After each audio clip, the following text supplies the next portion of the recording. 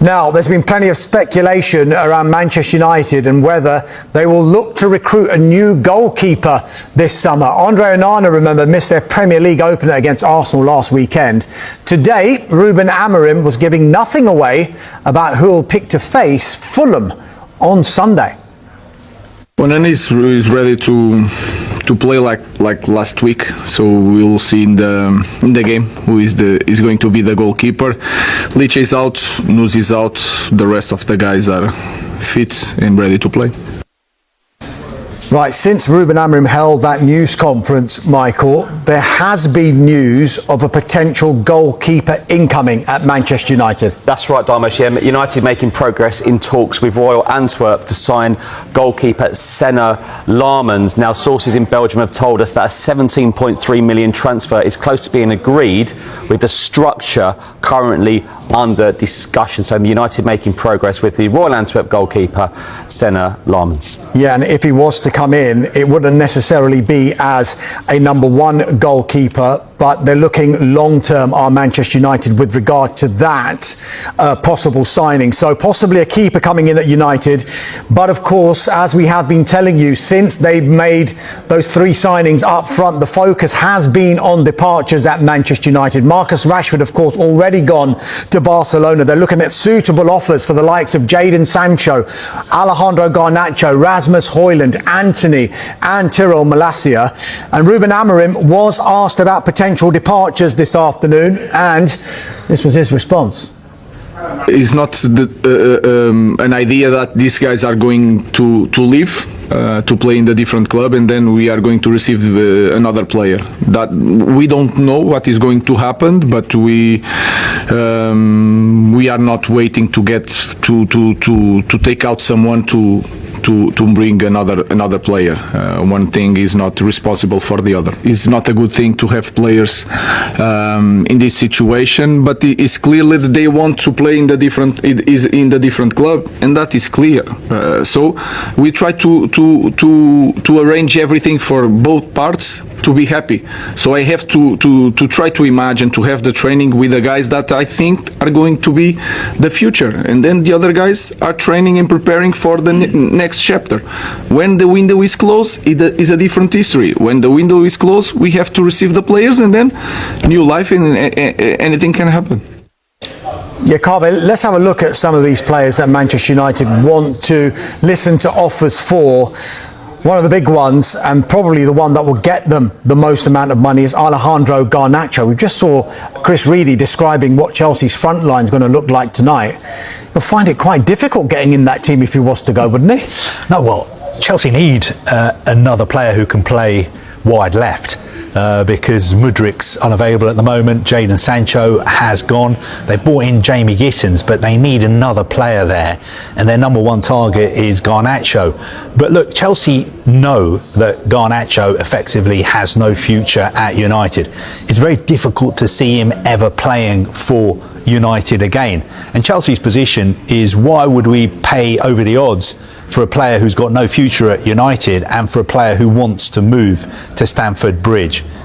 I'm pretty sure he's going to end up being a Chelsea player before the window closes, but it's got to be at a price point that is acceptable to both sides. One side wants 50, the other one wants to play around 30. I think a compromise is going to have to be reached, and maybe it will be reached once Chelsea have sold some more players.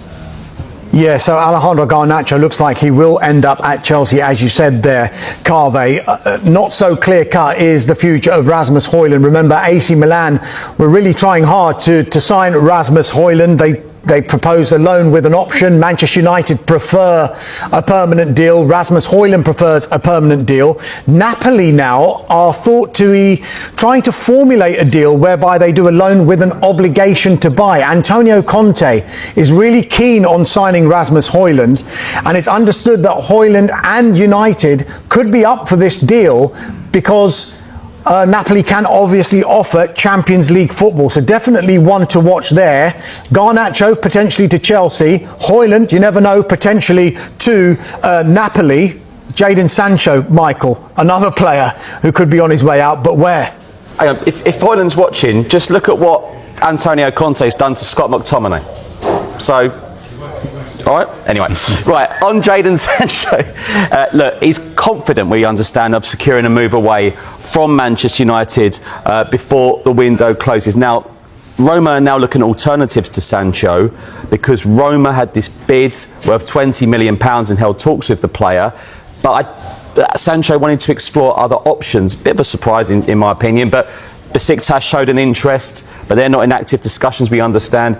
We know Borussia Dortmund and a number of clubs have been kept updated on the situation. So big clubs still want him, that's for sure. So it looks to be that they will, by the end of the deadline, get that solution. Yeah, I know Manchester United fans are probably getting bored about all the players that potentially could leave the club.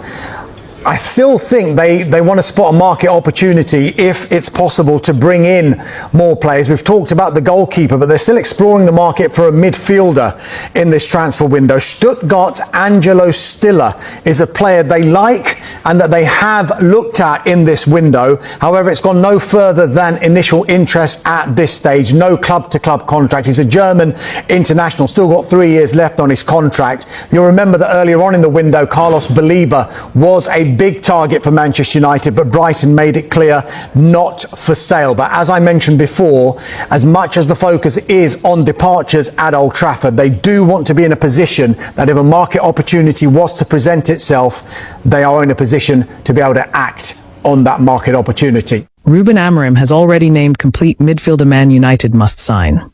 Ruben Amorim has already named the player he regards as a complete midfielder as Manchester United seek reinforcements in the middle of the park.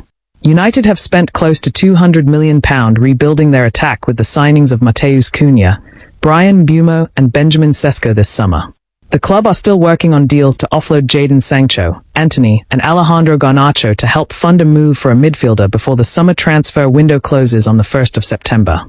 United explored a move to sign Carlos Baleba from Brighton, identifying the 21-year-old star as their top target.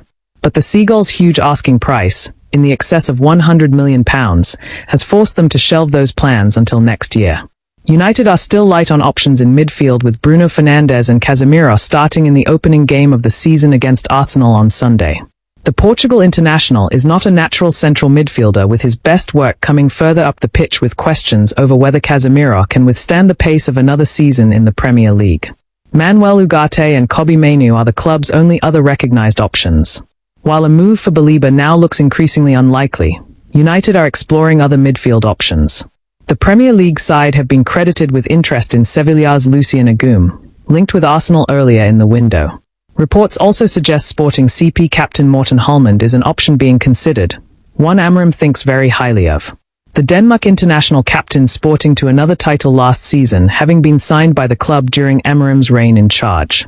Holmand joined Sporting from Italian side Lex in the summer of 2023, replacing Manuel Ugarte following his £51 million move to Paris Saint-Germain. Ugarte had 2 impressive seasons in the Portuguese capital, effectively taking João Palhinha's place in the side before replacing him permanently when the Portugal international was sold to Fulham in the summer of 2022. Following Holmand's arrival, Sporting went on to win the Portuguese title that season, with the Dane playing a key role in midfield.